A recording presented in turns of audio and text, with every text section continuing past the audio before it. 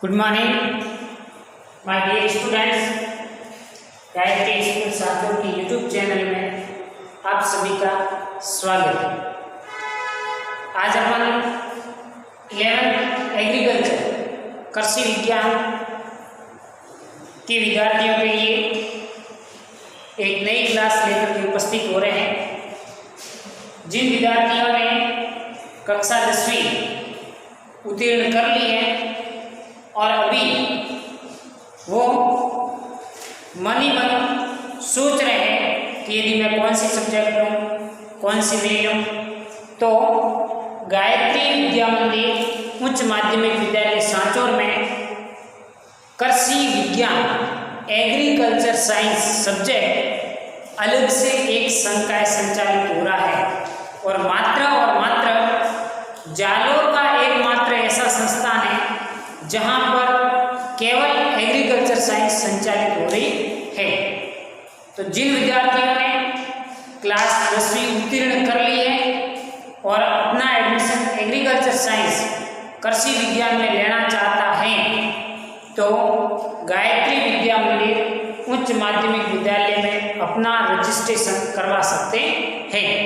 और ये lecture video केवल वही बच्चे देखें जिन्होंने 11th class in agriculture subject में अपना एडमिशन लिया है।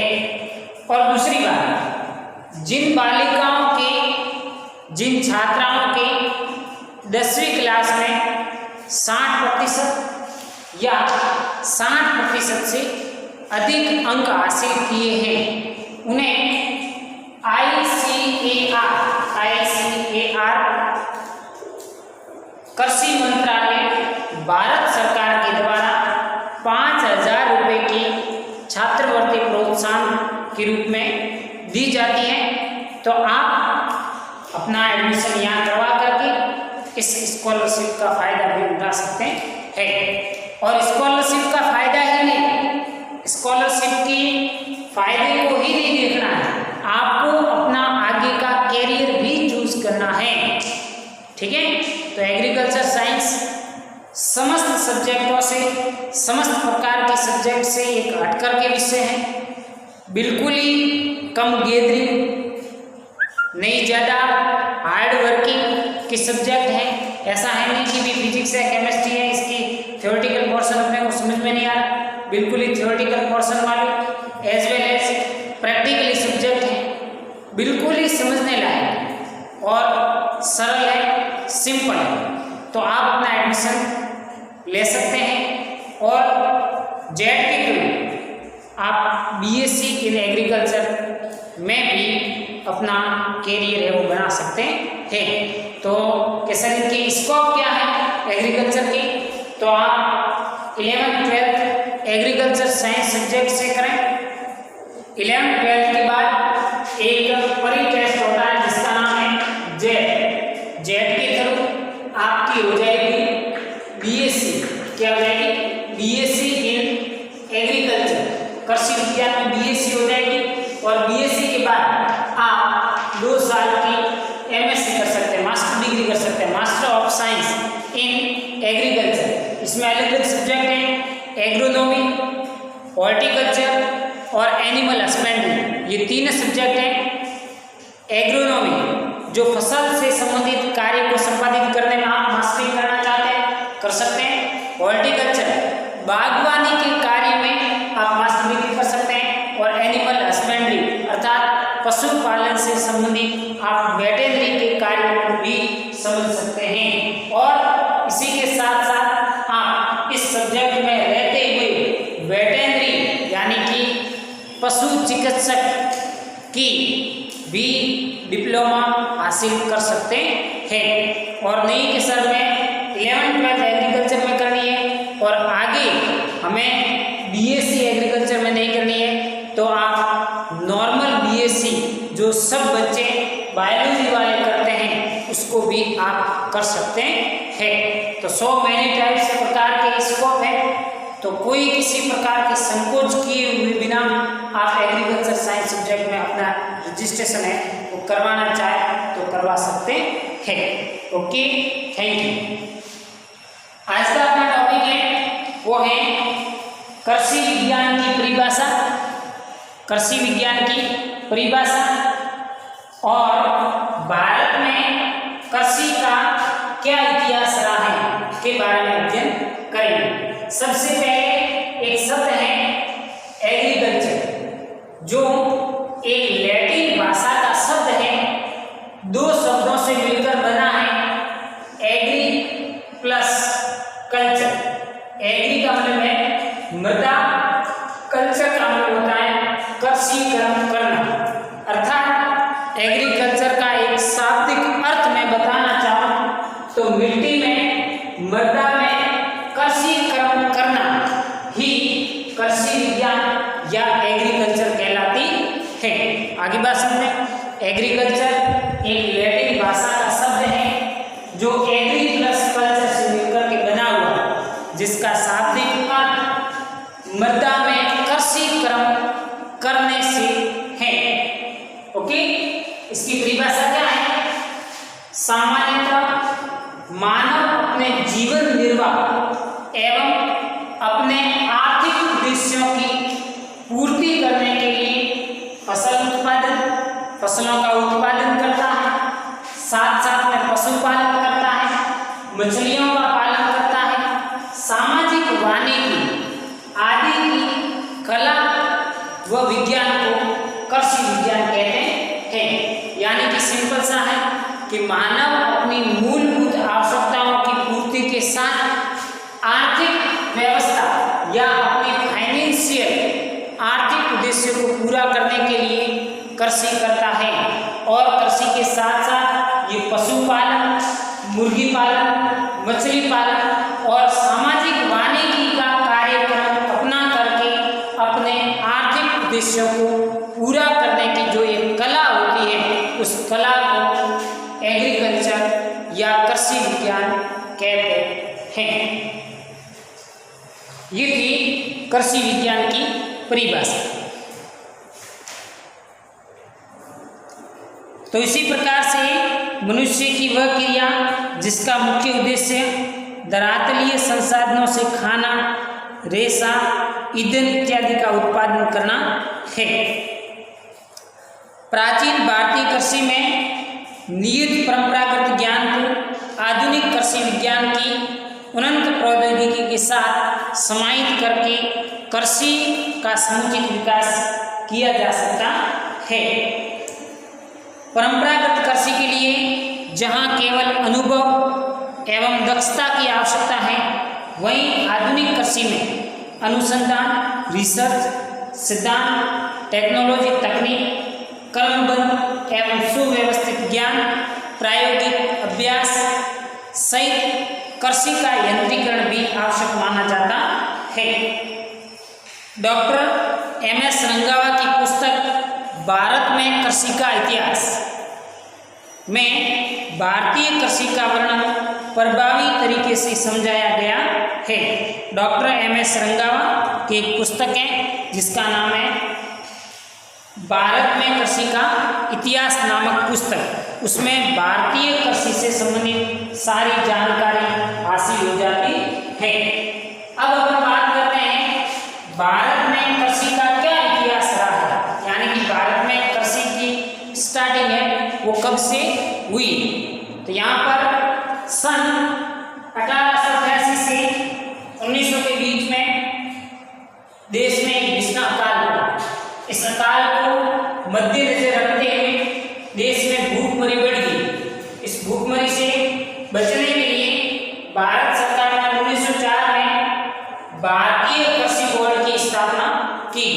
यानी कि यहाँ से, कहाँ से, 1904 से भारत में कृषि से संबंधित जागरूकता लाने का प्रयास शुरू हो गया था। यानी कि 1904 में भारतीयों ने भारतीय कृषि बोर्ड की स्थापना की। उनके बाद इन्होंने बिहार के दरभंगा जिले में 1905 में फिप्स प्रयोगशाला की स्थापना की। फिप्स प्रयोगशाला की स्थापना क्यों की? कि कृषि कृषि से संबंधित कुछ रिसर्च, नए नए प्रकार के अनुसंधान कार्य को सफलतापूर्वक संचालित किए जा सकते हैं। ये कई बार प्रश्न पूछा जा सकता है। फिफ्थ प्रयोगशाला की स्थापना कब की गई? 1905 में। उसके बाद 1911 में imperial institute of agriculture research नाम से एक संस्थान को है निर्मित किया गया। यही पूसा बिहार में स्थित था। पूसा बिहार में 1911 में imperial institute of agriculture research नाम से इस इंस्टीट्यूट को खोला गया। उसके बाद इसी इंस्टीट्यूट को, imperial institute of agriculture research को 1919 में इन्होंने IARI के नाम से इसको कन्वर्ट कर दिया। इसको 1919 में इन्होंने IARI के रूप में इसका नामकरण कर दिया गया। IARI की फुल फॉर्म क्या है? I से इंपीरियल एग्रीकल्चर रिसर्च इंस्टीट्यूट, यानी कि कृषि से संबंधित रिसर्च अनुसंधान करने वाली संस्था। उनके बाद 1919 यहाँ तक ये समस्त बिहार, पूसा, दरभंगा जिले में ये इंस्टीट्यूट है वो स्थापित था। 7 नवंबर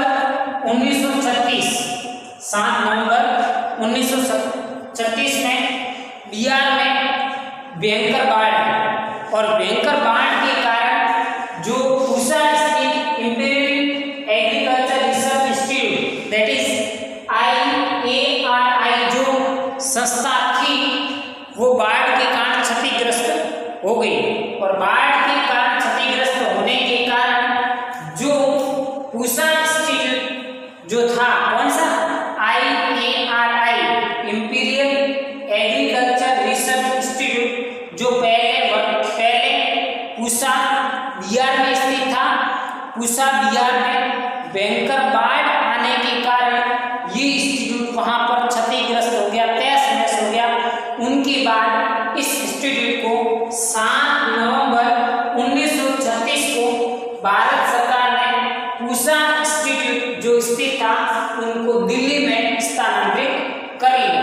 और दिल्ली में स्थानांतरित करने के बाद इसका नामकरण कर दिया IARI, that is Indian agriculture research institute, भारतीय कृषि अनुसंधान संस्थान। और 1929 में इसे नाम दे दिया ICAR, Indian council of agriculture research. ये 1960 में भारतीय कृषि अनुसंधान परिषद के नाम से जाना जाने लगा।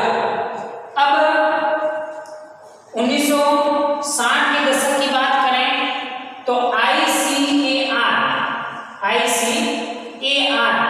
के महानिदेशक डॉक्टर BP पाल एवं IARI के निदेशक प्रोफेसर MS स्वामीनाथन, इन दोनों ने मिलकर के एक रूपरेखा तैयार की कि अब देश में भयंकर अकाल है, बाढ़ जैसे हालात चल रहे हैं, जिसको मद्देनजर रखते हुए देश में अचानक से एक भूखमरी बढ़ गई। इस भूखमरी से बचाव के उपाय के लिए ICAR के डायरेक्टर डॉक्टर BP पाल और IARI के निदेशक प्रोफेसर MS स्वामीनाथन, इन दोनों वैज्ञानिकों ने मिलकर के एक ऐसी रूपरेखा तैयार की कि अपन देश में किस प्रकार से हरित क्रांति को ला सकते हैं। उनके बाद 1960 के दशक के बाद 1963 में नॉर्मन ई बोर्लम, ये एक जर्मन व्यक्ति था, जर्मन का वैज्ञानिक है। 1963 में नॉर्मन ई बोर्लम भारत के भ्रमण पर आए थे, भारत घूमने के लिए आए थे, और इन्होंने देखा कि भारत में इतनी सारी भूखमरी है, फिर ये लोग कैसे सर्वाइव करेंगे। तो 1963 में नॉर्मन ई बोरलॉग ने बोने गेम का विकास किया। कौन से गेम? बोना गेम, बोने गेम को विकसित किया। तो नॉर्मन ई बोरलॉग को बोने गेम का जनक भी कहा जाता है। नॉर्मन ई बोरलॉग बोना गेम का जनक कहलाता। अब नॉर्मन ई बोरलॉग का बोना गेम और भारत का वह जंगली गेम, इन दोनों का आपस में क्या करवाया? हाइब्रिडाइजेशन करवाया, संकरण करवाया, और संकरण के माध्यम से एक नया हेक्साप्लॉइड 6n = 42 षटगुणी हेक्साप्लॉइड वीट गेम को विकसित किया गया। और 1963 में देश के अंतर्गत हरित क्रांति का सूत्रपात हुआ और फिर देश में पूरी हरियाली छाने लगी, और जिसके कारण देश की भूखमरी को वहाँ से क्या किया गया? दूर किया गया। तो इस प्रकार से देश में गेहूं के उत्पादन से संबंधित जो क्रांति हुई थी, उस क्रांति का नाम था हरित क्रांति या ग्रीन रिवोल्यूशन। और भारत में हरित क्रांति के जनक प्रोफेसर एमएस स्वामीनाथन को कहते हैं। भारत में हरित क्रांति के जनक प्रोफेसर एमएस स्वामीनाथन, बोने गेहूं के जनक नॉर्मन ई बोरलॉग, इन सभी वैज्ञानिकों ने आपस में मिल बैठ करके एक रूपरेखा को तैयार किया गया। और उन रूपरेखा को तैयार करने के बावजूद फिर देश में हरित क्रांति का सूत्रपात किया गया। और 1963 और 1963 के बाद भारत में है वो एक आत्मनिर्भर भारत बन गया, जिसके कारण खाद्यान्न से संबंधित आत्मनिर्भरता देश की दूर हो गई। इस प्रकार कृषि अनुसंधान केंद्र, कृषि विश्वविद्यालय एवं अन्य कृषि संस्थान के माध्यम से सतत कृषि अनुसंधान एवं प्रसार के फलस्वरूप डॉक्टर एमएस स्वामीनाथन एवं डॉक्टर नॉर्मन ई बोरलॉग के सफल प्रयासों के परिणाम स्वरूप भारत में तेजी से कृषि उपज में वृद्धि हुई, जिससे हमारा देश भारत विभिन्न क्षेत्रों में, यानी कि विशेष करके कृषि के क्षेत्र में एवं खाद्यान्न के क्षेत्र में आत्मनिर्भर बन पाया। ठीक है, तो यहाँ पर कुछ फुल फॉर्म है। एक है IARI की फुल फॉर्म है imperial agriculture research institute, IARI हो गया। ICAR का भारतीय कृषि अनुसंधान परिषद या Indian council of agriculture research, और IARI Indian agriculture research institute के नाम से पढ़ते हैं। आज यही तक। Okay, thank you.